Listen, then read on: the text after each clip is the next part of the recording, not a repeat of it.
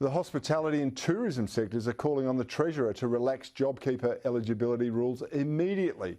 This follows the snap lockdowns over the normally busy Christmas holiday period. However, the Treasurer, Josh Frydenberg, is holding firm against this plea. To discuss this, I'm joined by economist and contributing editor at The Australian, Judith Sloan in Melbourne. Hello, Judith. Thanks for joining me. I feel for the hospitality industry. My roots are in the hospitality industry. I understand it and the tourism industry. But is extending JobKeeper and relaxing the eligibility rules really the best answer?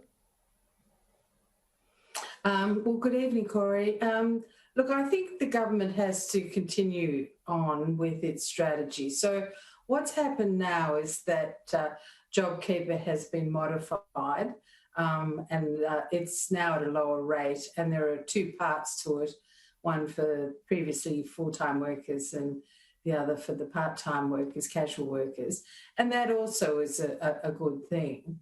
The way I see it is that we have created an environment whereby the states are given a free ride, really. So they put up these restrictions, they have 3-day lockdowns. You had one in South Australia. They've put up all these border restrictions, which without a doubt are very harmful for particular sectors, and hospitality and tourism are probably the ones that are most affected. But it seems to me that it's a bit of a chicken and egg, and I'm actually all for now pressuring the states to be much more rational about these restrictions, because these restrictions have very serious, potentially long-run economic consequences, and they have to be brought to heel, in my opinion, by the government standing firm. There's, of course, the issue of the cost of it, which is astronomical. But I think Josh Frydenberg needs to hold his nerve on this. Yeah, well, this is a particular challenge because all of the problems that we're facing today about lockdowns and border closures and businesses going broke have been caused by overreaction in many cases to small outbreaks or minor outbreaks. And governments need to pick up the slack. But you make a very good point that it's not the federal governments that's causing this problem. It's actually the state governments, and yet there are no penalties attached to what they're doing. So how can we approach this differently and look after businesses and make those states, recalcitrant states, responsible for their own actions? Well, you know, I'm not suggesting that there won't be some pain, but it was interesting that I spent 6 months in Queensland last year to avoid the Victorian lockdown, thank God. And up there, we were on the Sunshine Coast.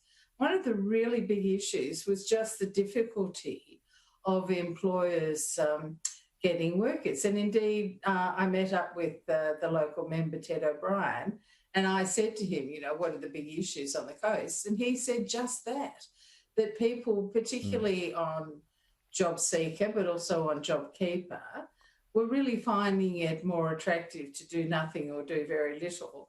And a lot of employers, and I'm not talking just about agriculture actually, it was quite across the board, parts of the construction industry, parts of hospitality and the like, where it was very difficult to get workers. So, you know, it may sound like, you know, Christmas has come all at once with the coronavirus supplements and the like, and the high value of JobSeeker and then the existence of JobKeeper.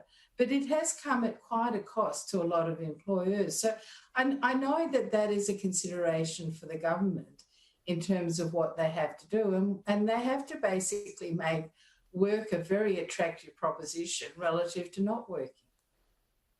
And that's exactly right. It's a common refrain that I've heard all around the country in my conversations with people. Workers were on JobKeeper but not keen to turn up to work. They were very happy to sit around at home and do something else. Those on JobSeeker were getting effectively a similar amount of money after taxation benefits and were paid to sit around at home. And now we've got agricultural industries unable to pick fruit. We're going to lose hundreds of millions of dollars possibly because we can't get workers, and businesses are going broke at a rate of knots. It's a perfect storm for the independent business people, and it's going to be a huge headache for government to overcome it.